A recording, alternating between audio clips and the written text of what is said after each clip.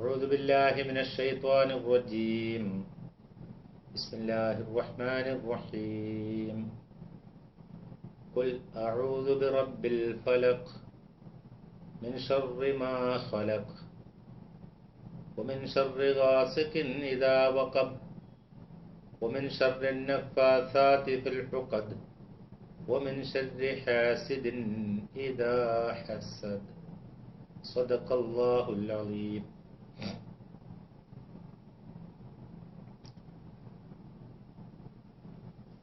പ്രിയപ്പെട്ട സുഹൃത്തുക്കളെ, സഹോദരന്മാരെ, സഹോദരികളെ, നമ്മൾ കഴിഞ്ഞ ആഴ്ച തുടങ്ങി വെച്ച മുഅവ്വദത്തൈനിയുടെ രണ്ടാമത്തെ ഭാഗമാണ് ഇന്ന് നാം പഠിക്കാൻ പോകുന്നത്. സൂറത്തുൽ നാസും സൂറത്തുൽ ഫലക്കും കൂടി കോമൺ പേരിൽ അറിയപ്പെടുന്നു. അതാണ് മുഅവ്വദത്തൈനി എന്ന് കഴിഞ്ഞ ക്ലാസ്സിൽ സൂചിപ്പിച്ചിരുന്നു. രണ്ടിന്റെയും അവതരണ പശ്ചാത്തലവും സാഹചര്യവും അവതരണ കാലവും ഏകദേശം ഒന്ന് തന്നെയാണെന്നും നാം മനസ്സിലാക്കി. രണ്ട് സൂറത്തും ശരണാർത്ഥന അല്ലെങ്കിൽ അഭയാർത്ഥനയാണ് നടത്തുന്നത്. കുൽ അഊദു അഊദു എന്നതുകൊണ്ടാണ് കുൽ അഊദു കുൽ അഊദു. ഇതാണ് രണ്ട് സൂറത്തിന്റെയും ആരംഭത്തിലുള്ളത്. കഴിഞ്ഞ പ്രാവശ്യം നമ്മൾ പറയുകയുണ്ടായി, ഒന്നാമത്തെ അധ്യായം പഠിച്ചു കഴിഞ്ഞ് 114ാമത്തെ പരിസമാപ്തിയിലേക്കാണ് നമ്മൾ വരുന്നത് എന്ന്.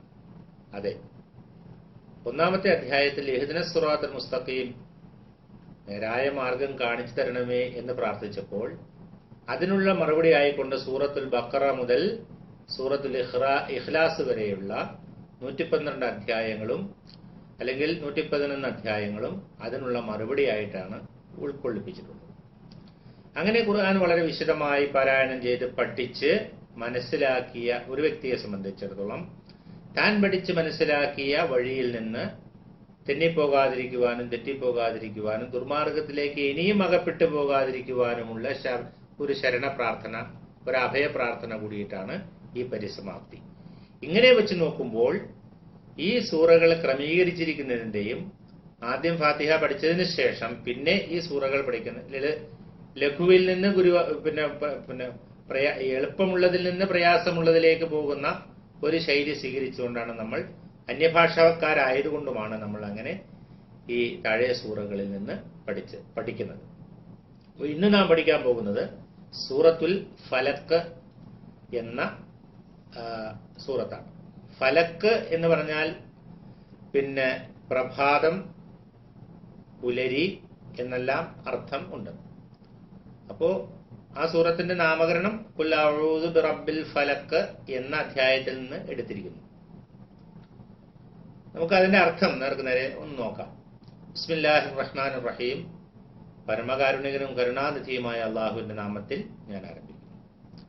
ഖുൽ, പ്രവാചകരെ താങ്കൾ പറയൂ, അഊദു ബിറബ്ബിൽ ഫലക്, പ്രഭാതത്തിന്റെ നാഥൻ, പുലരിയുടെ നാഥനിൽ ഞാനിതാ അഭയം തേടുന്നു, അഭയം ചോദിക്കുന്നു. ഖുൽ അഊദു ബിറബ്ബിൽ ഫലക് മിൻ ശർരി മാ ഖലഖ്, അവൻ സൃഷ്ടിച്ച സകലതിന്റെയും തിന്മകളിൽ നിന്ന്, കുഴപ്പങ്ങളിൽ നിന്ന്. മിൻ ശർരി മാ ഖലഖ് വമിൻ ശർരി ഗാസിഖിൻ ഇദാ വഖബ്, രാത്രി അത് ഇരുട്ടടയുമ്പോൾ, അത് ഇരുട്ട് മൂടുമ്പോൾ ഉണ്ടാകുന്ന വിപത്തിൽ നിന്നും ഞാൻ അഭയം തേടുന്നു. വമിൻ ശർരി നഫാസാതി, കെട്ടുകളിൽ ഊതുന്നവയുടെ ഉപദ്രവത്തിൽ നിന്നും ഷർറിൽ നിന്നും ഞാൻ അല്ലാഹുവിൽ അഭയം തേടുന്നു. വമിൻ ശർരി ഹാസിദിൻ ഇദാ ഹസദ്, അസൂയ വിചാരിച്ചാൽ ഉണ്ടാകുന്ന വിപത്തിൽ നിന്നും ഞാൻ അല്ലാഹുവിൽ അഭയം തേടുന്നു. ഇതാണ് അതിന്റെ ഒരു സാമാന്യ അർത്ഥം. ഇത് കേൾക്കുമ്പോൾ തന്നെ നമുക്കറിയാം ഒരു മനുഷ്യൻ എന്തെല്ലാം കാര്യങ്ങളിൽ നിന്നാണ് അഭയം ചോദിക്കുന്നത്, എന്തൊക്കെയാണ് അവനെ ബാധിക്കുന്ന പ്രശ്നങ്ങൾ എന്നുള്ളതെല്ലാം ഇത് കേൾക്കുന്ന മാത്രയിൽ തന്നെ നമുക്കറിയാം. ഈ ലോകം വൈവിധ്യങ്ങളുടെ ലോകമാണ്, നമുക്കറിയാം. ഈ ലോകത്ത് നല്ല മനുഷ്യരുണ്ട്, ചീത്ത മനുഷ്യരുണ്ട്, നന്മയിൽ മത്സരിക്കുന്നവരുണ്ട്, തിന്മയിൽ മത്സരിക്കുന്നവരുണ്ട്. നിസ്സംഗരായി നോക്കി നിൽക്കുന്ന ആളുകളുണ്ട്.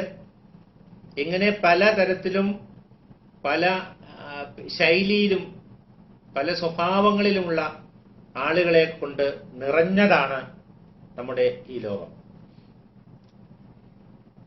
പലതരത്തിലുള്ള ഉപദ്രവങ്ങൾ. പുറത്തേക്ക് ഇറങ്ങിയാൽ, വീടിന്റെ അകത്തിരുന്നാൽ, പിന്നെ രാത്രിയായാൽ, പകലായാൽ നമ്മളെ തേടിയെത്തുന്ന ഒരുപാട് ഉപദ്രവങ്ങൾ ഉണ്ടെന്നും നമുക്കറിയാം. അപ്പോൾ ആ ഉപദ്രവങ്ങളിൽ നിന്നൊക്കെ മനുഷ്യനെ മോചിപ്പിച്ചുകൊണ്ട് ധൈര്യം നൽകിക്കൊണ്ട് അല്ലാഹു തആല ഇങ്ങനെ പ്രാർത്ഥിക്കുവാൻ വേണ്ടി പറയുകയാണ്. പ്രതീക്ഷയോടുകൂടിയാണ് പറയുന്നത്. പ്രതീക്ഷയാണ്. ഖുൽ അഊദു ബിറബ്ബിൽ ഫലക്. പ്രഭാതത്തിന്റെ നാഥനാണ്. ദാ പ്രഭാതം ഉദിച്ചിരിക്കുന്നു. പ്രഭാതം എല്ലാവർക്കും സന്തോഷമുള്ള കാര്യമാണ്. അസ്തമയം പോലെയല്ല പ്രഭാതം, പ്രതീക്ഷയുടെ പ്രഭാതമാണ്. അപ്പൊ ആ പ്രഭാതത്തിന്റെ നാഥനിൽ ഞാനിതാ അഭയം ചോദിക്കുന്നു എന്ന് പറയാം. വേറെയും മുഫസ്സിറുകൾ അർത്ഥം പറഞ്ഞിട്ടുണ്ട്. ഫലക്കിന് വേറെയും അർത്ഥമുണ്ട്. ഫലക്കിന് ഹൽക്ക് എന്ന അർത്ഥമുണ്ട്. അപ്പൊ ബിറബ്ബിൽ ഹൽക്ക്, ബിറബ്ബിൽ ഫലക്ക് മാന ബിറബ്ബിൽ ഹൽക്ക്. സൃഷ്ടികളുടെ രക്ഷിതാവിനോട് ഞാൻ അഭയം ചോദിക്കുന്നു. ഫലക്ക് ഹലക്ക് എന്ന അർത്ഥം വെച്ചു കഴിഞ്ഞാൽ സൃഷ്ടികളുടെ രക്ഷിതാവിനോട്, അവരുടെ നാഥനോട് ഞാൻ ഇത് അഭയം ചോദിക്കുന്നു എന്നുള്ള അർത്ഥവും അതിനകത്തുണ്ട്. ഈ ഫലക്ക് എന്ന വാക്ക് തന്നെ പൊട്ടിക്കീറി പുറത്തു വരുന്നതിനാണ്. ഇങ്ങനെ പൊട്ടിക്കീറി പുറത്തു വരുന്ന. അപ്പൊ ഹൽക്കും ഫലക്കും തമ്മിലുള്ള ബന്ധത്തിനെ കുറിച്ച് ചർച്ച ചെയ്യുമ്പോൾ നമുക്ക് മനസ്സിലാകുന്ന ഒരു കാര്യം, ഭാഷാപണ്ഡിതന്മാരുടെയും മുഫസ്സിറുകളുടെയും ചർച്ചയിൽ നിന്ന് മനസ്സിലാകുന്ന ഒരു കാര്യം, ഈ ഭൂമിയിൽ ഉണ്ടാകുന്നത് എല്ലാം എന്തെങ്കിലും ഒരു വസ്തു കീറിയിട്ടാണ് പുറത്തേക്ക് വരുന്നത്. യാതൊരു സംശയമില്ലാത്ത കാര്യമാണ്. ഒരു വിത്ത് മുളയ്ക്കുകയാണെങ്കിൽ അതിന്റെ തൊണ്ട് പൊട്ടിക്കീറിച്ചുകൊണ്ടാണ് വരുന്നത്. ഒരു ധാന്യം മുളയ്ക്കുകയാണെങ്കിൽ അങ്ങനെയാണ്. ചെളിയിൽ നിന്ന്, മണ്ണിൽ നിന്ന് ഒരു ധാന്യം പുറത്തേക്ക് വരുവാണെങ്കിൽ അത് ഭൂമിയുടെ വായ കീറിക്കൊണ്ടാണ് പുറത്തേക്ക് വരുന്നത്. ഫാലിക്കുൽ ഇസ്ബാഹ്, ഫാലിക്കുൽ ഹബ്ബി വൻ നവാ എന്നൊക്കെ പറയാനുള്ള കാരണം അതാണ്. ഫാലിക്കുൽ ഹബ്ബി വൻ നവാ എന്നൊക്കെ പറയാൻ ധാന്യങ്ങളെയും വിത്തുകളെയും പിന്നെ മുളപ്പിക്കുന്നവൻ, പൊട്ടിക്കീറി മുളപ്പിക്കുന്നവനാണ് അള്ളാഹു എന്ന് പറയുന്നത്. ഫാലിക്കുൽ ഇസ്ബാഹ്, ആകാശവും അങ്ങനെ, പ്രഭാതവും അങ്ങനെയാണ്. ഇരുട്ടുകളെ, അന്ധകാരങ്ങളെ പൊട്ടിക്കീറിക്കൊണ്ട് പുലരിയുടെ തൂവെള്ളി വെളിച്ചം വരുന്നു എന്നതാണ്. അങ്ങനെ ഇപ്പൊ നമുക്കറിയാലോ, നമ്മുടെ സങ്കല്പം, നമ്മൾ കേരളീയരെ സംബന്ധിച്ച് നമുക്കറിയാം, കിഴക്ക് ഭാഗത്ത് നിന്ന് സൂര്യൻ ഉദിക്കുമ്പോൾ ആ ഇരുട്ടിനെ അല്ലെങ്കിൽ ആ മഞ്ഞിനെ ഒക്കെ വകഞ്ഞു മാറ്റിക്കൊണ്ടാണ് മലയാളത്തിന്റെ പ്രിയപ്പെട്ട പ്രേമകവി പറഞ്ഞതുപോലെ, പുളകമ്പോൾ കുന്നിൻ പൂറത്തു വീണ പുതുമൂടൽ മഞ്ഞല പുൽകി നീക്കി പുലരോളി മാമല ശ്രേണികൾ തൻ പുറകിലായി വന്നു നിന്നെത്തി നോക്കി. ഒരു സൂര്യോദയത്തെ കുറിച്ച് കവിയോടെ പറയണം. അതാണ് പുളകമ്പോൾ കുന്നിൻ പുറത്തു വീണ പുതുമൂടൽ മഞ്ഞല പുൽകി നീക്കി. അതാണ് ഫാലിക്കിന്റെ അർത്ഥമാണ് അവിടെ പറഞ്ഞത്. അങ്ങനെ വകഞ്ഞു നീക്കി, വകഞ്ഞു മാറ്റി, പൊട്ടിക്കീറി പുലരോളി മാമല ശ്രേണികൾ തൻ പുറകിലായി വന്നു നിന്നെത്തി നോക്കി. അപ്പൊ ഫാലിക്കുൽ ഇസ്ബാഹ് എന്ന് പറയുന്നതിന്റെ ആശയമാണ് അവിടെ പറയുന്നത്. അപ്പൊ ഖുൽ അഊദു ബിറബ്ബിൽ ഫലക്, പ്രഭാതത്തിന്റെ നാഥൻ. അപ്പൊ പ്രഭാതം എന്ന് പറയുന്നത് പ്രതീക്ഷ, ഒരു പുതിയ യുഗപ്രവി, ഒരു പുതിയ ദിനപ്രവി, ഒരു പുതിയ സൂര്യൻ അസ്തമിക്കുകയാണ്. അപ്പോ ആ നാഥനിൽ ഇതാ അർപ്പിച്ചുകൊള്ളൂ, നിങ്ങളൊന്നും ഭയപ്പെടേണ്ടതില്ല. നിങ്ങൾ ഖുർആനിന്റെ തണലിലൂടെ വന്നു, ഖുർആനിലൂടെ സഞ്ചരിച്ചു, ഖുർആനിന്റെ ആശയം നിങ്ങൾ സ്വായത്തമാക്കി, ഖുർആനിന്റെ സംസ്കാരം നിങ്ങൾ ഉൾക്കൊണ്ടു, ഖുർആനിലൂടെ ജീവിച്ച് സംസ്കാരം ഉൾക്കൊണ്ട് പിന്നെ സംസ്കൃത ചിത്തരായി വരുന്ന ഒരു വിഭാഗം ആളുകളോടാണ് വീണ്ടും ഖുർആൻ പരിസമാപ്തിയിലേക്ക് എത്തുമ്പോൾ പറയുന്നത്. അത് നിങ്ങൾക്ക് എന്തെല്ലാം പ്രശ്നങ്ങൾ ജീവിതത്തിൽ ഉണ്ടായാലും, എന്തെല്ലാം പ്രയാസങ്ങളും ദുരിതങ്ങളും നേരിടേണ്ടി വന്നാലും നിങ്ങളുടെ ചിത്തം ചിതറരുത്, നിങ്ങളുടെ പാദം പതറരുത്, അടിതെറ്റരുത്, അടിയുറച്ചു നിൽക്കണം, അള്ളാഹുവിനോട് അഭയം ചോദിക്കണം. ഖുൽ അഊദു ബിറബ്ബിൽ ഫലക് മിൻ ശർരി മാ ഖലഖ്, സകല സൃഷ്ടികളുടെയും തിന്മയിൽ നിന്ന്, അള്ളാഹുവിന്റെ സൃഷ്ടികളിൽ അള്ളാഹു സൃഷ്ടിച്ച സകലതിന്റെയും തിന്മകളിൽ നിന്ന്. അള്ളാഹുവിന്റെ സൃഷ്ടികളിൽ തിന്മകളുള്ളവരെ, തിന്മ ചെയ്യാൻ പറ്റുന്നവരുണ്ട്. മനുഷ്യൻ തന്നെ ഏറ്റവും നല്ല സൃഷ്ടിയാണെങ്കിലും എന്തെല്ലാം തിന്മകളാണ് മനുഷ്യൻ ചെയ്തുകൊണ്ടിരിക്കുന്നത്. അതേപോലെ തന്നെ ഇവിടുത്തെ ഇഴജന്തുക്കള്, മൃഗങ്ങള്, പക്ഷികള് ഉപകാരം ചെയ്യുന്നത് പോലെ തന്നെ ഉപദ്രവം ചെയ്യുന്നവയാണ് എല്ലാ വൃക്ഷങ്ങള്. ചില വൃക്ഷങ്ങളുടെ കായ്കനികൾ ഭക്ഷിച്ചാൽ അപ്പം തന്നെ മരിച്ചു പോകും. ചില വൃക്ഷങ്ങളുടെ ചാറ് കുടിച്ച് ചില ഇലകളുടെ ചാറ് പിഴിഞ്ഞു കുടിച്ചാൽ അപ്പോൾ തന്നെ മരിച്ചു പോകും. ചില ഇലകളുടെ ചാറ് പിഴിഞ്ഞു കുടിച്ചാൽ മഹാരോഗങ്ങളിൽ നിന്ന് ശമനം കിട്ടും. ഇതൊക്കെയാണ് പ്രപഞ്ചം, ഇതൊക്കെയാണ് അള്ളാഹുവിന്റെ സൃഷ്ടിപ്പ്. അപ്പൊ അള്ളാഹുവിന്റെ സൃഷ്ടിപ്പിൽ, അള്ളാഹുവിന്റെ സൃഷ്ടികളില് ഗുണവും ദോഷവും ഉണ്ട്. ആ ദോഷത്തിൽ നിന്നാണ് അഭയം തരുന്നത്. ഖുൽ അഊദു ബിറബ്ബിൽ ഫലക് മിൻ ശർരി മാ ഖലഖ്, അവൻ സൃഷ്ടിച്ച സകലതിന്റെയും തിന്മകളിൽ നിന്ന്. മിൻ ശർരി മാ ഖലഖ് വമിൻ ശർരി ഗാസിഖിൻ ഇദാ വഖബ്, ഈ രാത്രി ഇരുട്ടടഞ്ഞാൽ, രാത്രിയായാൽ കുറെ തിന്മകളുണ്ട്. അത് ഇരുട്ട് മൂടിക്കഴിഞ്ഞാൽ കുറെ തിന്മകളുണ്ട്. ചിലർ പറഞ്ഞു വരുത്തും പോലെ രാത്രിയാകുമ്പോൾ ജിന്നുകൾ കൊമ്പും വെച്ച് മനുഷ്യരെ കുത്താൻ വരും എന്നുള്ള ആ തിന്മകളും അല്ല. അങ്ങനെ മനുഷ്യരെ ആക്രമിക്കുവാനോ മനുഷ്യരെ ഉപദ്രവിക്കാനായിട്ട് അള്ളാഹു സുബ്ഹാനഹു വ തആല ഒരു ജിന്നിനെയും സൃഷ്ടിച്ചിട്ടില്ല. മനുഷ്യരെ അങ്ങനെ ഉപദ്രവിക്കാൻ അവർക്കിട്ട് കഴിയുകയുമില്ല. അവർക്ക് കഴിയുന്ന എന്താണെന്നുള്ള നമ്മൾ കഴിഞ്ഞ ക്ലാസ്സിൽ സൂചിപ്പിച്ചിട്ടുണ്ട്. മനുഷ്യനെ സംബന്ധിച്ചിടത്തോളം മനുഷ്യനെ പ്രലോഭിപ്പിച്ചുകൊണ്ട് അവനെ സന്മാർഗങ്ങളിൽ തടയുവാനോ ദുർമാർഗം മന്ത്രിച്ചു കൊടുക്കാനോ ഒക്കെ അവനക്ക് കഴിയുമെന്നല്ലാതെ മറ്റ് യാതൊരു നിലയ്ക്കും ഒരു ജിന്നിനും ഒരു ശൈത്വാനും ഒരു പിശാചിനും ഇവിടെ കഴിയുകയില്ല എന്ന് തന്നെയാണ് ഖുർആനിൽ നിന്ന് നമുക്ക് മനസ്സിലാകുന്നത്. അപ്പൊ രാത്രി ഇരുട്ടിടഞ്ഞാൽ ഉണ്ടാകുന്ന ഉപദ്രവം എന്ന് പറയുന്നത്, രാത്രി ഇരുട്ടടയുമ്പോൾ കള്ളന്മാർ വരും, ഇഴജന്തുക്കൾ പുറത്തേക്ക് എടുക്കും, ഹിംസ്ര ജന്തുക്കൾ പുറത്തേക്ക് വരും. ഇരുട്ടില് പിന്നെ ടോർച്ചും ലൈറ്റും ഒന്നും ഇല്ലെങ്കിൽ ഒരു മനുഷ്യൻ നടന്നു പോകുമ്പോൾ ഒരുപാട് ഉപദ്രവങ്ങൾ ഉണ്ടാവും. അവന്റെ കാല് തട്ടി വീഴും, അവൻ മുള്ളിൽ കയറി ചവിട്ടും, അവനെ ചിലപ്പോൾ പാമ്പ് കടിക്കും. ആ പാമ്പിനെയും മുള്ളിനെയൊക്കെ ജിന്നായിട്ട് ചിത്രീകരിക്കാവുന്ന ഒരുതരം മാനസികാവസ്ഥയുടെ ഫലമാണ്. നമ്മളെ വഴിയിലേക്ക് പോകുമ്പോൾ പട്ടിയെ കാണുമ്പോൾ ആ പട്ടി ജിന്നാണെന്ന് പറയുന്നു, പാമ്പിനെ കാണുമ്പോൾ പാമ്പ് ജിന്നാണെന്ന് പറയുന്നു. എന്തിനധികം തൊട്ടടുത്തിരിക്കുന്ന ഭാര്യ പോലും ജിന്നാണെന്നും ഭാര്യയുമായിട്ട് ശയിക്കുന്നത് ജിന്നാണെന്നും കൂടി പറഞ്ഞു പ്രപിച്ച ആകെ ജിന്ന് ഭ്രാന്തായിട്ട് നടക്കേണ്ട ഒരു കാര്യവും നമ്മെ സംബന്ധിച്ചിടത്തോളം ഇല്ല. ഇത്തരത്തിലുള്ള ദുർബല വിശ്വാസങ്ങളിൽ നിന്ന് മുക്തമാക്കാനാണ് ഖുർആൻ വന്നിരിക്കുന്നത്. അപ്പൊ രാത്രി ഇരുട്ടടഞ്ഞാൽ ഉണ്ടാകുന്ന ഷർറ എന്ന് പറയുന്നത് ഇതൊക്കെയാണ്. അങ്ങനെ ആ ഷർറിൽ നിന്നും ഞാനിത് അള്ളാഹുവിൽ അഭയം തേടുന്നു. ഖുൽ അഊദു ബിറബ്ബിൽ ഫലഖ് മിൻ ശർരി മാ ഖലഖ് വമിൻ ശർരി ഗാസിഖിൻ ഇദാ വഖബ് വമിൻ ശർരി നഫ്ഫാസാതി ഫിൽ ഉഖദ്, അതായത് കെട്ടുകളിൽ ഊതുന്നവയുടെ വിപത്തിൽ നിന്നും. കെട്ടുകളിൽ ഊതുക എന്ന് പറഞ്ഞാൽ ആഭിചാരവും മന്ത്രവും ഉറുക്കും ഇതൊക്കെ എല്ലാമാണ് ഉദ്ദേശിക്കുന്നത്. ഉറുക്കും ആഭിചാരവും കൂടോത്രവും ഒക്കെ ചെയ്യുന്ന ആളുകൾ നൂല് മന്ത്രിച്ചിട്ട് കെട്ടുകളിൽ ഇങ്ങനെ ഊതി കൊടുക്കുന്നു. അങ്ങനെ ഊതുന്ന ആ കെട്ടുകളിൽ ഊതുന്നവയുടെ ഉപദ്രവത്തിൽ നിന്നും ഞാൻ അള്ളാഹുവിൽ അഭയം ചോദിക്കുന്നു എന്നാണ് ആ പറഞ്ഞതിന്റെ അർത്ഥം. നഫാസാത്ത് പറഞ്ഞ കെട്ടിൽ ഊതുന്ന പെണ്ണുങ്ങളെന്നൊന്നും അർത്ഥമൊന്നുമില്ല. അത് അല്ലാമ പോലുള്ള ഒരു പ്രയോഗമാണ്. അല്ലാമ ഇക്ബാൽ എന്നൊക്കെ പറയുന്നത്, അല്ലാമ സമഹ്ശരി എന്നൊക്കെ പറയുന്നത്, അല്ലാമത്ത് എന്നാണല്ലോ എഴുതുന്നത്.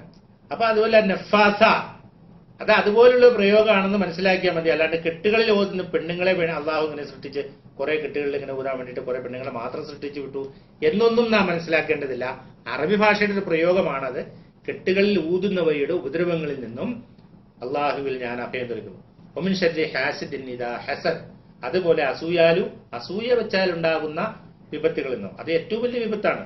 മനുഷ്യനെ നശിപ്പിക്കുന്നതും ഒക്കെ അസൂയ തന്നെയാണ്. വലിയ ആളുകൾ തമ്മിലുള്ള സംഘടന ഉണ്ടാക്കുന്നു, ബിസിനസ് സാമ്രാജ്യങ്ങളെ തകർക്കുന്നതും, രാഷ്ട്രങ്ങൾ തമ്മിലുള്ള സംഘടന ഉണ്ടാകുന്നു, വീടുകൾ തമ്മിലുള്ള അയൽവാസികൾ തമ്മിലുള്ള സംഘടനവും കൊലപാതകവും എല്ലാം ഒരു പരിധിവരെ ചുഴിഞ്ഞന്വേഷിച്ചാൽ അസൂയയിൽ നിന്നാണ് ഉണ്ടാകുന്നത് എന്ന് നമുക്ക് മനസ്സിലാക്കാൻ പറ്റും. അപ്പോ അസൂയ വിചാരിച്ചാൽ ഒരുപാട് വിപത്തുകൾ ഉണ്ടാവും. ആ വിപത്തുകളിൽ നിന്നൊക്കെ തന്നെ ഞാൻ അള്ളാഹുവിൽ അഭയം. മക്കയിലെ അബൂജഹലിനും മക്കയിലെ ഉത്തുബത്തിനും ഷൈബത്തിനും വലീദിനും അതുപോലുള്ള ആളുകൾക്കൊക്കെ നബിയോട് അസൂയായിരുന്നു. ചില ആളുകൾക്ക് ബനു ഹാശിമിൽ നിന്ന് അല്ലെങ്കിൽ എന്റെ ഗോത്രത്തിൽ നിന്ന് വന്നില്ല, ഖുറൈശികളിൽ തന്നെ എന്റെ ഗോത്രത്തിൽ നിന്ന് എന്റെ വംശത്തിൽ നിന്ന് വന്നില്ല, മറ്റേ വംശത്തിൽ നിന്ന് വന്നു.